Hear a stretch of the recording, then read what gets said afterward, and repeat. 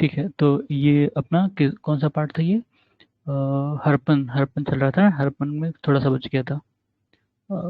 कुछ साइट्स हैं जैसे चुनुदारो, ये हमने देख लिया था पॉइंट। EJH मैके ने एक्सकवेशन किया था चुनुदारो का। हड़प्पा, लोथल, आलमगीर और आलमगीरपुर और कालीबंगन में से कौन सा पाकिस्तान में है इस समय? हड़प्पा जो पाकिस्तान में है, लोथल, आलमगीरपुर और कालीबंगन इंडिया में है। ठीक है। रंगपुर, रंगपुर कहाँ पर थे? रंगपुर सौराष्ट्र गुजरात में पड़ती है, ये हड़प्पन सिविलाइजेशन की साइट है। ठीक है। और दधेरी, दधेरी या कोटला दधेरी, ये पंजाब में हड़प्पन साइट है, लिटिल हड़प्पन साइट है। लिटिल हड़प्पन में मतलब अ, इनका तीन कहा जाता है, एक प्री हड़प्पन, हड़प्पन और लिटिल हड़प्पन। ठीक है। तो हड़प्पन जो है वो पीक पे था, फिर लिटर में वो डिक्लाइन होता गया। ठीक है। और प्री में वो मेच्योर हो रहा था, एकदम मेच्योर नहीं हुआ था, हड़प्पन में वो मेच्योर था। ठीक है। तो फिर ब्लॉक जो हल होता है, टेराकोटा का हल कहाँ मिला? वो बनवाली पे मिला है, हड़प्पन साइट है। हम्म। उसके बाद बोट के मॉडल, मतलब नाव के जो फिगरीन या मॉडल्स हैं वो कहाँ मिले हैं? हड़प्पन इंडस वैली साइट में, मोहनजोदड़ो और लोथल में। ठीक है, मोहनजोदारो और लोथल दो जगह। कभी एक भी दे सकता है, कभी दोनों दे सकता है, तो दोनों हो जाएगा। अगर इन दोनों में से एक रहा तो वो एक आंसर हो जाएगा। ठीक है। उसके बाद हड़प्पा, मोहनजोदारो और लोथल, ये कहाँ पर है ये? नहीं, इसमें से पूछा है इनमें से कौन सा इंडिया में है? लोथल इंडिया में, गुजरात में। हड़प्पा मोहनजोदड़ो पाकिस्तान में, मिली पाकिस्तान का जो सिंध रीजन है वहां पे पड़ते हैं वो दोनों। ठीक है। भोगवा पर कौन सी थी? लोथल, भोगवा नदी थी, उसके किनारे लोथल था। ठीक है। और लोथल ही शायद वहां पे डॉक भी था। ठीक है, डॉक, डॉकयार्ड जिसको कहते हैं। ये पोर्ट सिटी थी, लोथल पोर्ट सिटी थी। और इंडस वैली सिविलाइजेशन का सिग्निफिकेंट फीचर, ये कल भी हम लोगों ने देखा था, बर्न ब्रिक्स, मतलब ईंटें पका के वो घर बनाते थे। उनके जो भी बिल्डिंग्स बने हैं उसमें पक्की ईंटों का इस्तेमाल किया गया है। कालीबंगन, रोपर, पाटलिपुत्र, लोथल, इसमें तो बहुत इजी है ये। पूछा कौन सा साइट इंडस से नहीं है, तो पाटलिपुत्र ऑब्वियस बात है, पटना में। वही तो, कहाँ से होगा, बहुत दूर था वो। ठीक है। उसके बाद चुन्नूदारो, चानूदारो, कोट डीजी, सोहगौरा और देसलपुर, इसमें से कौन से हड़प्पन साइट नहीं है? ये इंपॉर्टेंट है, क्योंकि इसमें देसलपुर सोहगौरा कंफ्यूजन कर सकता है। ठीक है, कोट डीजी चानूदारो तो लोग जानते हैं। तो सोहगौरा उत्तर प्रदेश में था, और ये जो है हड़प्पन साइट नहीं है। लार्जेस्ट हड़प्पन साइट राखीगढ़ी, ये हरियाणा में है, और यही अभी लार्जेस्ट है। ठीक है। देसलपुर कहाँ है? कच्छ में, कच्छ गुजरात। और उसके बाद सिंधु, झेलम, चेनाब, गंगा, इनमें से कौन सी है जो इंडस वैली से रिलेटेड थी, या कह सकते हैं नहीं रिलेटेड थी? तो रिलेटेड में झेलम, चेनाब, सिंधु, और नहीं में गंगा। ठीक है, क्योंकि गंगा मतलब गंगा वैली जो सिविलाइजेशन है वो काफी अलग है हड़प्पन से। ठीक है, वो बाद में शायद आए इसमें, या देख लेंगे उसको अलग से। फिर इंडस वैली जो है, ये लोग मदर गॉडेस पे बिलीव करते थे, हम लोगों ने देखा मदर गॉडेस और पशुपति पर बिलीव करते थे ये लोग। ठीक है। तो अ, और भी गॉड थे, जैसे लिंगा का भी पूजा करते थे, ये पेड़ पौधों का भी पूजा करते थे, नाग जो होते हैं उनकी पूजा करते थे, लिंगा और योनि की पूजा करते थे। ठीक है। लेकिन इनके यहाँ कोई ऐसा स्टेब्लिश रिलीजन नहीं मिला, या कोई साक्ष्य नहीं मिले, या ये भी कह सकते हैं कि उनकी लैंग्वेज डिसाइफर नहीं हुई, इसलिए कभी पता नहीं चल पाया कि इनका एक्चुअल रिलीजन या जो रिलीजियस थ्योरी थी वो क्या थी। ठीक है। लेकिन ये साक्ष्य मिले हैं कि पशुपति, शिवा और मदर गॉडेस की फिगरीन या उनके जो सील्स हैं वो सब मिले हैं। ठीक है। फिर आर्कियोलॉजिकल जो मोहनजोदारो और हड़प्पा साइट थी, ये सर जॉन मार्शल की देखरेख में इसकी खुदाई शुरू हुई थी। ठीक है, पर उनको आइडिया नहीं था कि ये कितना इंपॉर्टेंट हो सकता है। बाद में जब दयाराम साहनी उसको गाइड करते हैं, मतलब उस एक्सकवेशन को, तब असल मतलब वैल्यू पता चलती है कि मोहनजोदाड़ो या हड़प्पन साइट, उन्होंने हड़प्पन का एक्सकवेशन कराया था दयाराम साहनी ने, तो पता चलता है कि कितने इंपॉर्टेंट है ये। ठीक है। मोहनजोदाड़ो को एक्सकवेट कराया था राखलदास बनर्जी ने, राखलदास बनर्जी। ठीक है। तो ये अगला जो पेयर है ये उसी से रिलेटेड है कि किस साइट को किसने एक्सकावेट कराया था, या किनकी देखरेख में एक्सकावेशन हुआ था वहाँ पे? Harappa Dayaram Sahni, Hastinapur B B Lal, Takshashila John Marshall, Kaushambi N G Majumdar, Lothal S R Rao, और सुरको टाडा, ये जेपी जोशी ने। धोलावीरा इंपॉर्टेंट है। ठीक है, धोलावीरा हमेशा न्यूज में रहता है घूम फिरा के। तो आर एस बिष्ट जो थे, उन्होंने इसको एक्सकैवेट कराया था। वो शायद अभी जिंदा हैं या रिसेंटली खत्म हुए हैं, अभी न्यूज़ में थे, ठीक है, या उस टीम के मेंबर थे अभी, क्योंकि धोलावीरा न्यूज़ में था रिसेंटली, ठीक है। फिर हड़प्पा को वही बताया कि हड़प्पा को किसने एक्सकावेट करवाया था, पर वो इसकी जो सिग्निफिकेंस थी वो नहीं जान पाया। अलेक्जेंडर कनिंघम, ठीक है, अलेक्जेंडर कनिंघम। बाद में जब राखालदास बनर्जी ने नहीं, क्या नाम था उनका, दयाराम साहनी ने करवाया था, तब उनको पता चला कि हाँ, ये इंडियन सिविलाइजेशन है वो बहुत पुरानी सिविलाइजेशन है। और जैसे जब अंग्रेज आए थे तो ये मान के चलते थे कि हमारा कोई पास्ट नहीं है, और हम ऐसे ही पहले जंगली थे, जब अंग्रेज आए और या मुस्लिम शासक आए तब हम थोड़ा सा सिविलाइज हुए, लेकिन ऐसा नहीं था, हमारे पास सिविलाइजेशन थी, ठीक है, बहुत पहले, और इससे बहुत पुरानी सिविलाइजेशन हमारी। तो ये सब चीज़ें बाद में जब एक्सकेवेट हुए साइट, तो वहाँ पे सब उससे पता चला, ठीक है। इसमें नाम दिए गए हैं और पूछा है कि किसने, मतलब कौन इनसे एसोसिएटेड नहीं था, हड़प्पन या मोहनजोदारो से, ठीक है। Are D Banerjee, K N Dikshit, M S Vats, V A Smith historian था, बेसिकली ब्रिटिश हिस्टोरियन था, जिसने एक तरह से सही ठहराया था कि ब्रिटिश इंडिया पर क्यों उनका रूल होना चाहिए, ठीक है। उसने हिस्ट्री जो लिखी थी बहुत गंदी सी हिस्ट्री लिखी थी, और ये बताया था कि इंडियन हमेशा से गुलाम रहे हैं किसी न किसी के, और इसलिए उनके लिए गुलामी ही सही है, और ब्रिटिश वही कर रहे हैं जो करना चाहिए, ठीक है, यही सब। फिर ये शायद उसमें वो रहा होगा कि सीक्वेंस में लगाने को, तो कौन सा पहले है कौन सा बाद में, इवेंट्स, हिस्टोरिकल इवेंट एक तरह से, urban culture, iron plug, punch mark silver coins और गोल्ड कॉइन्स, ठीक है। पंचमार्क कॉइन्स जो होते थे उसमें ऐसे मान लो कि जो मेटल है उस पे ऐसे किसी चीज से मार के उस पे वो मार करते थे, ठीक है। बाद में मोल्डिंग वो सीखे, तो कॉइन बनाना सीखे हैं कि ठीक है, मोल्ड कर दिया उसको किसी सांचे में ढाल के, वो मेटल डाल दिया या गोल्ड या सिल्वर डाल दिया, और वो अपने आप से वो शेप ले लेता था। लेकिन पंच मार्क में क्या होता था, वो गर्म करके उस पे मारते थे किसी चीज से, भारी चीज से, ठीक है, तो पंच मार्क कॉइन इसलिए कहा जाता था उनको।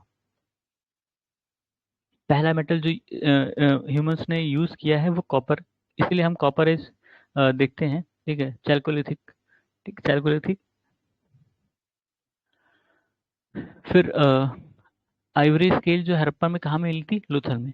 और उसके बाद मेटल जो कि नहीं मिला था हड़प्पन साइट्स पे, आयरन, क्योंकि आयरन आर्यन जब आए थे उनको मिला था, तुरंत ही नहीं मिला था, मतलब कुछ साल रहने के बाद मिला था, इसलिए माना जाता है कि आयरन जो है, हड़प्पन्स को नहीं पता था आयरन के बारे में। फिर ये साइट थी आलमगीरपुर, लोथल, मोहनजोदारो, बनवाली। और पूछा है कि घग्गर नदी के किनारे कौन सी थी, घग्गर नदी के किनारे बनवाली थी, घग्गर नदी हरियाणा में थी, इसका मतलब बनवाली हरियाणा में थी, ठीक है, बस। फिर ये स्टेटमेंट दिए रहेंगे, उसमें से करेक्ट पूछा गया है, तो इसमें करेक्ट जो था, मोहनजोदारो, हड़प्पा, रोपर और कालीबंगन, ये इंडस वैली सिविलाइजेशन की मेन साइट थी। और जो हड़प्पा के लोग थे वहाँ, उन्होंने बहुत बढ़िया डेवलप कर रखा था अपना रोड, हाउसिंग और ड्रेनेज सिस्टम, ठीक है, ड्रेनेज सिस्टम भी इनका बहुत अच्छा था। रोड हमने पढ़ाई है कि वो 90 डिग्री पे क्रॉस होती थी, इंटरसेक्ट होती थी, ठीक है। और हाउसिंग भी अच्छा था, उनके हाउस में टॉयलेट थे उस समय भी। और उनके जो गेट थे, वो जो मतलब मेन गेट था, वो मेन रोड पे नहीं खुलता था, वो साइड में खुलता था, ठीक है। फिर इसमें फिर स्टेटमेंट वाला क्वेश्चन था, मोहनजोदारो और हड़प्पन साइट जो है वो अब नहीं है, मतलब सिटीज जो थी वो उस समय थी, अब नहीं है, वो डेड हो चुकी हैं। और इसके बारे में हमें जो खोज हुई थी वो एक्सकैवेशन के थ्रू ही हमें पता चला कि वहाँ क्या था क्या नहीं था। धोलावीरा कहाँ पे है, गुजरात में, ठीक है। और धोलावीरा की खासियत इसमें बताया है, रॉक कट आर्किटेक्चर वहाँ पे मिला है। ये हड़प्पा सिविलाइजेशन में अगर रॉक कट आर्किटेक्चर कहीं मिला है वो धोलावीरा में मिला है, ठीक है।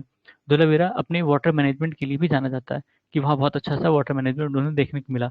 ऑल्दो वो अब एग्जिस्ट नहीं करता वो वाटर मैनेजमेंट, और ऐसी जगह है वो कच्छ रीजन में, वहाँ पे पानी की बहुत कमी होती है। तो शायद इसलिए ही उन लोगों ने, उनके पास दिमाग रहा होगा अच्छा, उन्होंने डेवलप किया वैसा कि वाटर मैनेजमेंट हो पाए, ठीक है। उसके बाद कुनतासी, धोलावीरा, लोथल, कालीबंगम, इसमें से कौन सा है जहाँ पे डबल बरियल सिस्टम मिला, डबल बरियल मतलब जहाँ पे दो लोग एक साथ दफनाए जाते थे, ठीक है।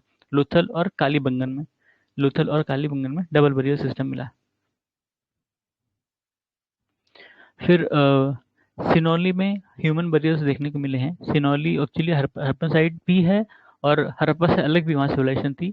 और सिनौली का एक्सकवेशन न्यूज़ में था अभी 1-2 साल पहले, देखना, उसको गूगल करके कभी पढ़ लेना। बहुत अलग अलग चीज़ें मिली हैं जो कि काफ़ी कॉन्फ्लिक्टिंग है हड़प्पन साइड से। हड़प्पन की जो सिविलाइजेशन थी उससे काफ़ी कॉन्फ्लिक्टिंग। क्यों? क्योंकि हड़प्पा वालों को, मतलब जब उनको स्टडी किया गया उनकी जो सिविलाइजेशन है, तो उसमें ये पाया गया कि वॉरियर क्लास मिसिंग है, वॉरियर क्लास नहीं है। लेकिन जो सिनोली है वहाँ पे तुम्हें वॉरियर क्लास देखने को मिलती है। और पुरुष ही नहीं, महिलाएं भी, महिलाएं मतलब फीमेल वॉरियर्स का बोन्स मिले हैं, ठीक है। और रथ वगैरह मिले हैं, बड़े अच्छे सोफिस्टिकेटेड वीपन, मतलब तलवार और भाले उनके जो थे काफी एडवांस उस समय के हिसाब से, ठीक है, काफी एडवांस मिले हैं। ठीक है, तो काफी कॉन्फ्लिक्टिंग था ये। तो उसके बाद क्लोथिंग, हाँ, इंडिया में इंट्रोड्यूस हुआ था। कॉटन कॉटन की खेती होती थी और वो क्लोथ इन लोगों ने बनाया, ठीक है। फिर इसमें स्टेटमेंट बेस्ड ये क्वेश्चन था। इसमें है कि जो मतलब वो सिविलाइजेशन थी जो इंडस वैली सिविलाइजेशन, वो सेकुलर थी एक तरह से।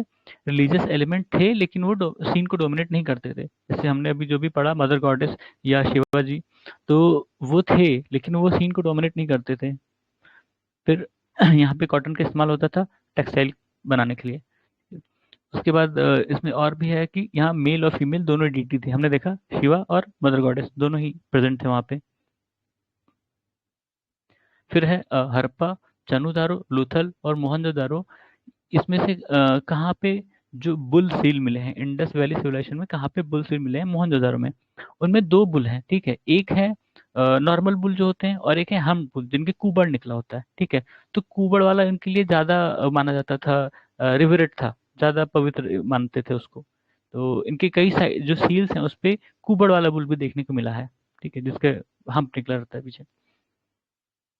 फिर इनमें से लिखा है कि इनमें से कौन से जानवर उनके सील्स पर दिखे हैं? Bull, elephant, sheep. और कौन से जानवर नहीं दिखा? लायन, ठीक है। इवन काऊ भी नहीं दिखी है शायद, ठीक है, अभी आएगा शायद, देखते हैं। फिर horn deity engraved on terracotta cake has been recovered from Kalibangan. एक ऐसा देवता जिसके मतलब सींग थी, वो कालीबंगन में मिला है, टेराकोटा के उस पे बनाया गया था। फिर नील नील नदी के किनारे इजिप्शियन सिविलाइजेशन थी, सबको पता है। नॉर्थ साउथ सीक्वेंस में अगर ले जाओगे, मतलब ये एस्टेक, माया, मुचीका और इंका, ये जो साउथ अमेरिकन है, साउथ अमेरिकन कंट्रीज है, वहाँ पे सिविलाइजेशन थी। ये एस्टेक मतलब मैक्सिको में पड़ता है, ठीक है। उसके नीचे माया, फिर मुचीस्का और ये इंका, ठीक है। ये लाइन से ऊपर से नीचे है, north to south. Aztec Aztec Mexico में था, ठीक है। फिर पहली सिविलाइजेशन जहाँ पर आर्ट मतलब लिखने की कला डेवलप हुई, सुमेरियन सभ्यता, सुमेरियन कल्चर जो था, सुमेरियन सिविलाइजेशन जो थी वहाँ पे इसको मतलब वहाँ लिखने की कला डेवलप हुई, पेपर पर, प्रॉपर सिस्टम।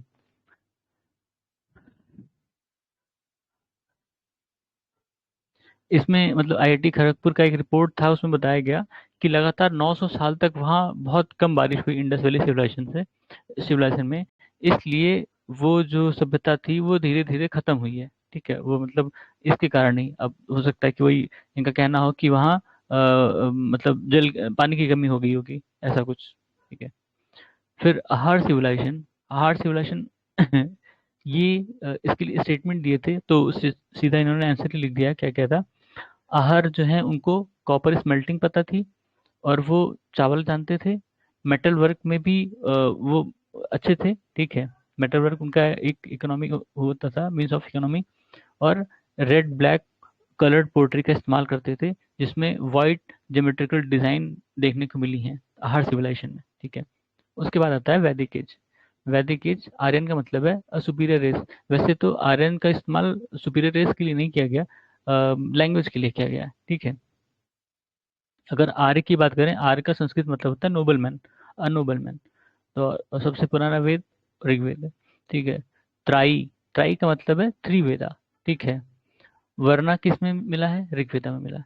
पुरुष सूक्ता, ये जिस जो वर्णा से रिलेटेड है, पुरुष सूक्ता, ये भी ऋग्वेद में ही है, पुरुष सूक्ता। फिर मैच द कॉलम था। अथर्ववेदा किससे रिलेटेड है? मेडिसिन। ऋग्वेदा जो गॉड्स ग्रेस है, ठीक है। यजुर्वेदा सैक्रिफाइस प्रोसेस, मतलब कैसे पूजा पाठ या जो भी करना है वो कैसे करना है। सामवेद है वो म्यूजिक से, ठीक है। फिर ये मैच द कॉलम है। ऋग्वेदा हिम्स एंड प्रेयर उसमें क्या है, मतलब हिम्स हैं और प्रेयर है। हिम्स मतलब जो मंत्र मंत्र हैं, ठीक है, मंत्र मंत्र उसमें लिखे हैं या प्रेयर्स लिखी हैं। यजुर्वेद में वही हिम्स और रिचुअल्स हैं, वो बताएं कि कैसे करना है, ठीक है। फिर सामवेद में म्यूजिकल हिम्स हैं, मतलब सामवेद में बताया कि जो मंत्र तुम्हें पढ़ने हैं, कैसे पढ़ने हैं, कहाँ पिच हाई करनी है, कहाँ लो करनी है। अथर्ववेद तीसरा मतलब चौथा वेद था, पर ये अलग था, इन लोगों से थोड़ा सा अलग है। और इसमें काले जादू वगैरह से कह सकते हैं रिलेटेड चीजें थी। इवन मेडिसिन आयुर्वेद भी इसी अथर्ववेद का ही पार्ट है, ठीक है। तो वो अलग थे। फिर ऋग्वेदा में कितने हिम्स हैं? वो 1028 या 10,552 वर्सेस हैं, ठीक है। ऋग्वेदा कलेक्शन ऑफ हिम्स, ठीक है। कितने मंडल थे ऋग्वेदा में? 10 मंडल है।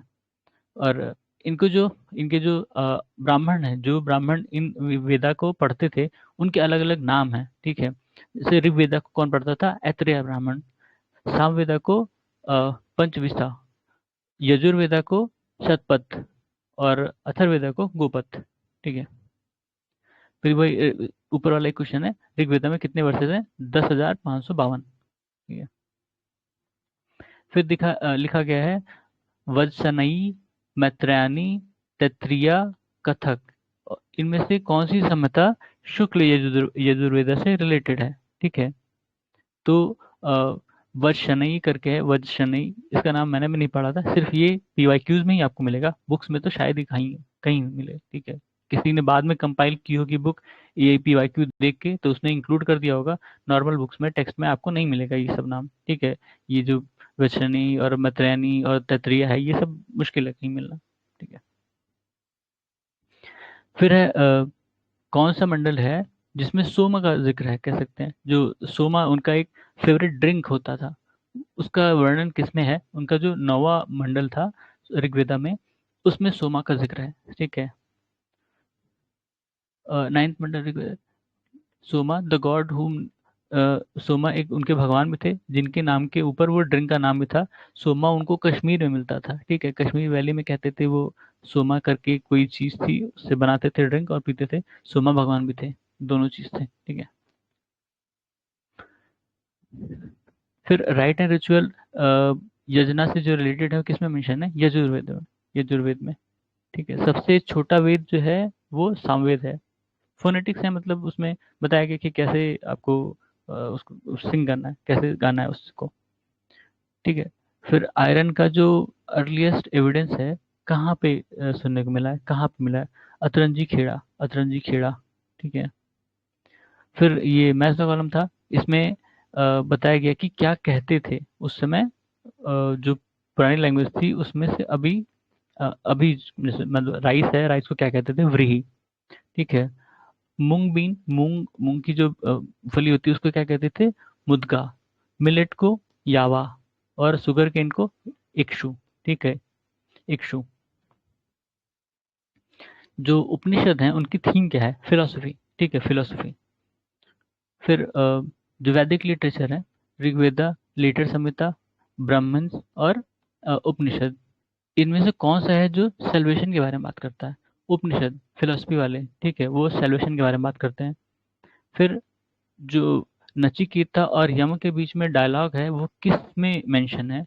कठोपनिषद, ठीक है, कठोपनिषद। फिर एक राजा थे अश्वपति, जो उपनिषद पीरियड में थे। कहाँ के रूलर थे वो? कहाँ के राजा थे वो?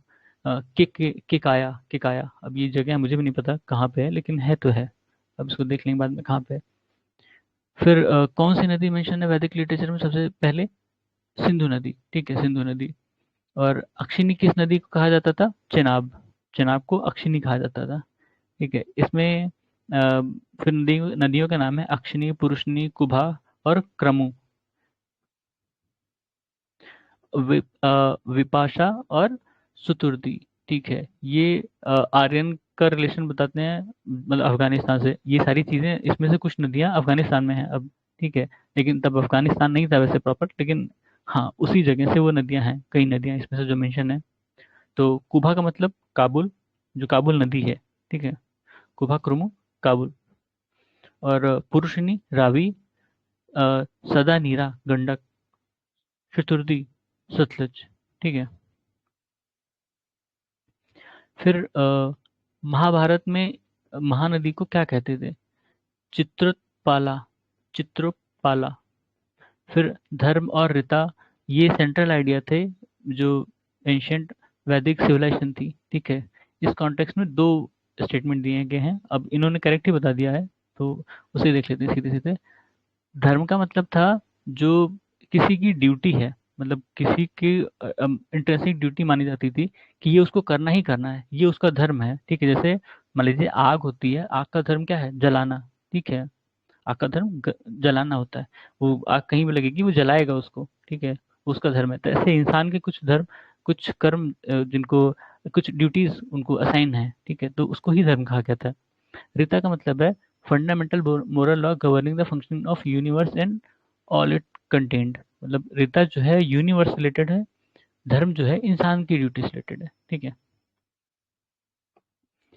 फिर इसमें वैदिक डिटीज हैं, अग्नि, बृहस्पति, देवस, इंद्र। और इसमें से कौन से पृष्ठ हैं? तो बृहस्पति जो है वो पृष्ठ है। फिर है पोस्ट वैदिक पीरियड में जो क्या नाम है? चतुष्षत्य। चतुष्षत्य का क्या मतलब है, ठीक है। तो इसमें चार पुरुषार्थ हैं, धर्म, अर्थ, काम, मोक्ष, ठीक है।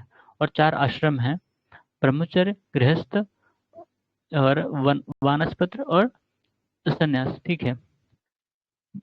क्योंकि पहले मानते थे ना कि 100 साल जीते हैं, तो उन्होंने 25 25 25 करके डिवाइड किया था कि 25 साल ब्रह्मचर्य रहेगा, फिर 25 साल गृहस्थ रहेगा, फिर 25 साल वानप्रस्थ मतलब जंगल चला जाएगा, फिर नेक्स्ट जो 25 आखिरी के 25 वो संन्यास।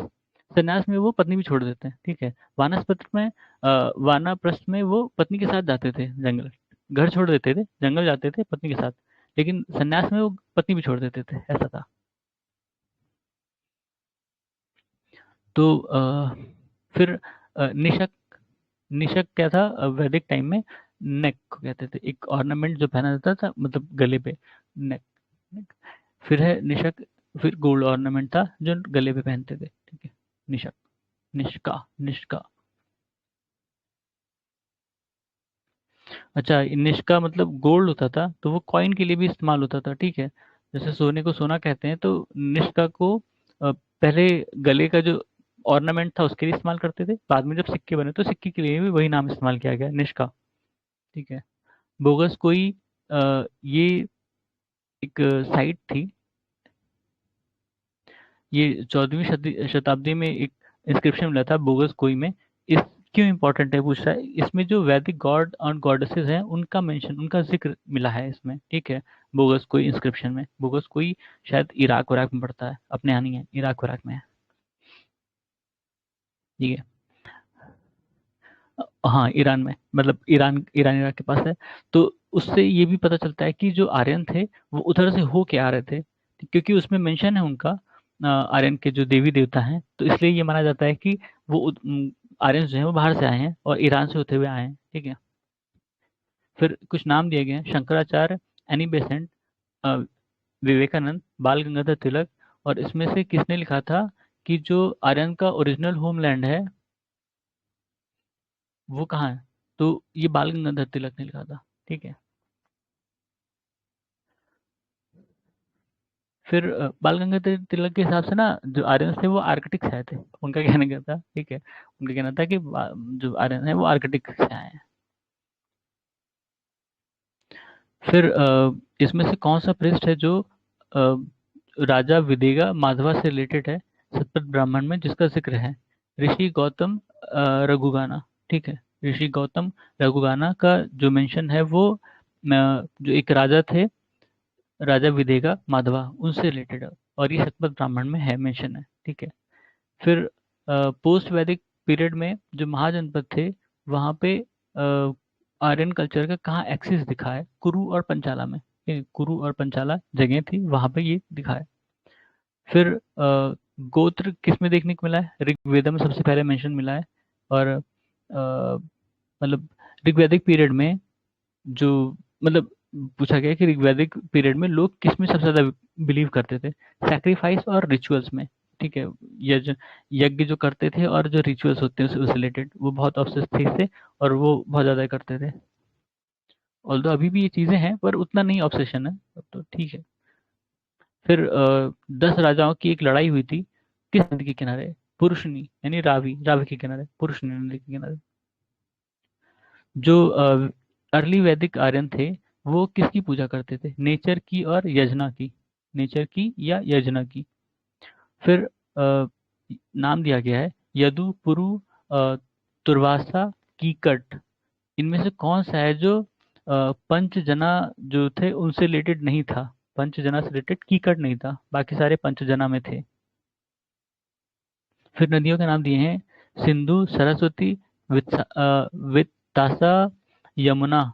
और इसमें से पूछा है कि किसको मेता तामा कहा जाता था? मेता तामा, देवी तमा, नदी तमा। सरस्वती को, सरस्वती बहुत रिवरेट थी उनके टाइम में, ठीक है, सिंधु और सरस्वती दोनों रिवरेट थी, इसलिए सरस्वती को नदी तामा या देवी तामा या माते तामा कहा गया है, ठीक है।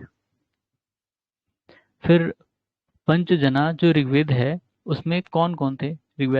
ऋग्वेदिक में जो ऋग्वेदिक आर्यन थे उसमें पंचजना में कौन कौन थे? यदु, पुरु, तुर्वासा, अनु और द्रुहया, ठीक है। ये 5 लोग थे, मतलब 5 ट्राइब थी शायद ये, ठीक है, ऋग्वेदिक। फिर उनका मेन लाइवलीहुड क्या था? एग्रीकल्चर। आर्यंस का मेन लाइवलीहुड एग्रीकल्चर था। और यावा किसके लिए इस्तेमाल होता था? बार्ले, बार्ले, एग्रीकल्चर प्रोडक्ट था बार्ले, ठीक है। और ऋग्वैदिक पानी ये किस क्लास से रिलेटेड थे? ट्रेडर्स, ठीक है, ट्रेडर्स। फिर जो गवर्नेंस सिस्टम था वैदिक इरा में वो कौन सा था? डिसेंडेंट मोनार्की, ठीक है, डिसेंडेंट मोनार्की। सभा, सभा का मतलब था वैदिक टाइम में काउंसिल ऑफ मिनिस्टर्स। सभा और समिति ये दो डॉटर कही जाती थी प्रजापति की, ये किसमें मेंशन है? अथर्ववेदा में मेंशन है। फिर ऋग्वैदिक ट्राइबल थे जो जुडिशियल फंक्शन से एसोसिएटेड थे, ठीक है, सभा में, सभा में, सभा में, सभा में सारे ही मेंबर्स होते थे शायद, देखना पड़ेगा, एक में सारे एल्डर मेंबर होते थे, एक में सारे ही मेंबर होते थे। सभा और समिति दो थी। फिर आयुर्वेदा को साइंस ऑफ लाइफ भी कहा गया है, ये पहली बार अथर्ववेदा में देखने को मिला है, ठीक है। आयुर्वेदा बताया था मैंने अभी, अथर्ववेदा से रिलेटेड है, और कुछ और भी जो ब्लैक मैजिक वगैरह से रिलेटेड है वो अथर्ववेदा में सब मेंशन था। इसलिए माना जाता है कि ये आर्यन से रिलेटेड नहीं था, ये जो मतलब इंडिजिनस सोसाइटीज थी, लोग थे, उन्होंने लिखा था अथर्ववेदा को, उनको नॉलेज थी, उनको संस्कृत का भी नॉलेज था, तो उन लोगों ने अपने नॉलेज इसमें डाली है अथर्ववेदा में, क्योंकि ये उन बाकी तीनों से काफी अलग है, जो बाकी तीनों वेदा हैं उससे अथर्ववेदा बहुत अलग है। फिर फिर पूछा है कि ऋग्वैदिक रिलीजन क्या था? पॉलीथिस्टिक था, मतलब एक को नहीं, किसी एक को नहीं पूजा करते थे, कई सारे भगवान की पूजा करते थे, ठीक है। फिर इंद्र को सबसे ज्यादा कह सकते हैं कि ऋग्वैदिक हेम्स डिवोटेड हैं, डेडिकेटेड हैं, सबसे ज्यादा उन्हीं के ऊपर लिखा गया है ऋग्वेदा में। और दूसरे नंबर पे है अग्नि, ठीक है। अ, फिर वही पूछा है कि कौन सबसे पॉपुलर था, तो इंद्रा। हाँ, हाँ, इंद्रा को गॉड ऑफ वॉर भी कहा जाता है, ठीक है। और गॉड ऑफ थंडर भी, गॉड ऑफ रेन भी, ये सारा इंद्र को कहा जाता था, उनको माना जाता था। फिर 800 बीसी से 600 बीसी तक कौन सा ईरा है? ब्राह्मणी ईरा। अब ये क्लासिफिकेशन मुझे भी नहीं पता, इन्होंने लिख दिया है तो लिख दिया है। गायत्री मंत्र किसमें देखने को मिला है? ऋग्वेदा में। गायत्री मंत्र किसने कंपोज किया था? विश्वामित्र ने। अ, सर्ग, प्रतिसर्ग, वंश, मनवंतरा और अ, वंशानुचरित्र, ये किसके इंडिकेटर हैं? पुराण के, पुराण के। कितने पुराण हैं? 18, ठीक है। श्रीमद् भगवत गीता ओरिजिनली संस्कृत में लिखी गई है, ठीक है। महाभारत को जय संहिता भी कहते हैं, ठीक है, या शत सहस्राई संहिता भी कहते हैं, ठीक है, क्योंकि इसमें शायद 1000 मतलब 1000 मतलब पोयम 1000 लाइन की है या ऐसा कुछ, ठीक है। ये 10,000 लाइन की है। हाँ, शत सहस्त्र। फिर हिंदू मैथोलॉजी जिसमें सरपेंट है वो अपने आप को मतलब डेडिकेट करता है जो ओशन को, ओशन की चरनिंग के लिए, उस सर्प का नाम वसुकी था, ठीक है। नाग वसुकी के मंदिर हमने देखे हैं, वो वही थे, ठीक है। फिर इसमें बताया कि जो अनटचेबिलिटी का कॉन्सेप्ट है कहाँ पे मेंशन है क्लियरली, ये जो धर्मशास्त्र फेज था बाद में आया है, ये गुप्ता के टाइम में था शायद, ठीक है, वहां पे देखने को मिला है इसको। फिर सत्यमेव जयते किसमें है? मुंडकोपनिषद। मुंडकोपनिषद, सत्यमेव जयते ये मुंडकोपनिषद में है, और इसको अपना जो एम्बलम है उसमें लिया गया है। ठीक है।